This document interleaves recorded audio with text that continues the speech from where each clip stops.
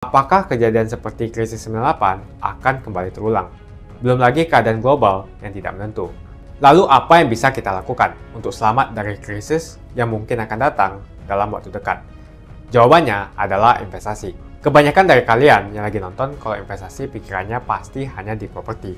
Tapi ketika terjadi krisis seperti 98, apa yang terjadi dengan rupiah ketika hyperinflasi? Dan juga apa yang terjadi dengan harga properti?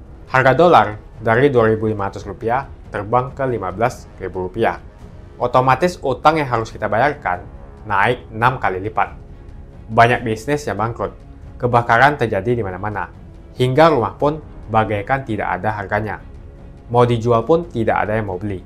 Saya tidak mengatakan ini akan terjadi lagi, tapi kemungkinan terjadi seperti Mei 98 tetaplah ada. Negara gede seperti Argentina, Venezuela, dan Turki baru-baru saja mengalami hyperinflasi. Apalagi setiap hari kita ketemu ada saja konten yang berbau sara ke orang Tionghoa yang ada di Indonesia. Entah itu dari Instagram, ataupun dari YouTube, ataupun sosial media lainnya. Kita bisa lihat di tahun 2017, saat Pilgub Jakarta, hampir terjadi kerusuhan seperti 98, karena Ahok dituduh menodai agama. Ahok pun harus dipenjara untuk menenangkan masyarakat yang dengan gampangnya dihasut untuk membenci Tionghoa dan tidak memilih pemimpin yang beda agama. Pada akhirnya, Anies jadi gubernur dengan bantuan Ormas Terlarang (FPI), dan sampai saat ini dijuluki sebagai Bapak Politik Identitas. Kejadian itu pun berlanjut hingga saat ini.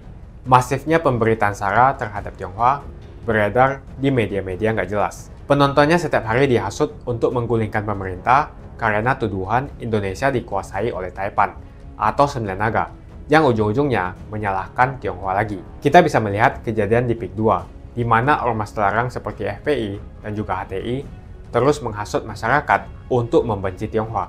Saya tidak bisa membayangkan jika kejadian seperti Mei 98 terulang kembali.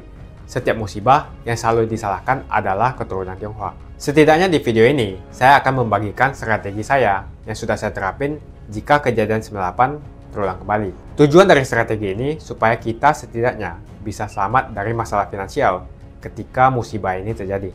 Strateginya adalah investasi di aset yang berbeda-beda, bukan di satu jenis aset saja. Misalnya hanya di properti. Kalian bisa mulai belajar berinvestasi di aset yang berbeda seperti Bitcoin, emas, dolar, bahkan saham global atau saham Amerika. Ini adalah cara yang bagus untuk mengurangi risiko tergantung kepada satu jenis aset saja. Bukan nggak nasionalis kalau kita mau invest di aset-aset yang saya sebutkan tadi. Tapi memang peluang yang kita dapatkan dan potensinya memang jauh lebih bagus dari properti, apalagi deposito. Pertama, pelajari jenis aset seperti emas. Setidaknya kita bisa terlindung dari efek hyperinflasi ketika terjadi. Selain itu, kalian juga harus belajar bagaimana mendapatkan penghasilan dari emas. Kedua, kalian harus belajar investasi aset global seperti saham Amerika atau saham global. Ketika terjadi krisis, yang paling berdampak adalah saham-saham Indonesia. Karena semua utang perusahaan dalam bentuk dolar akan terkena dampaknya. Deposito reksadana, properti juga akan terkena imbasnya. Ketiga adalah kalian harus belajar mengenal berinvestasi di Bitcoin. Alasan kenapa saya suka banget dengan kripto, karena kita bisa pergi ke negara apapun di dunia ini, misalnya di Singapura, dan saya tinggal jual kripto saya di negara itu. Saya menganggap Bitcoin itu sebagai aset properti digital yang bisa saya bawa kemanapun dan jual kapanpun saja secara instan. Kalau saya butuh uang, detik ini juga bisa saya jual. Tidak usah menunggu berbulan-bulan. Itulah strategi saya jika kejadian 98 terulang kembali, untuk selamat dari masalah finansial. Kamu bisa cek link di kolom deskripsi untuk mulai investasi.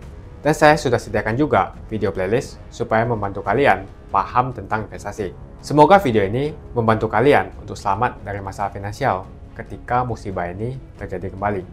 Semoga Indonesia selalu damai dan sampai jumpa di video selanjutnya.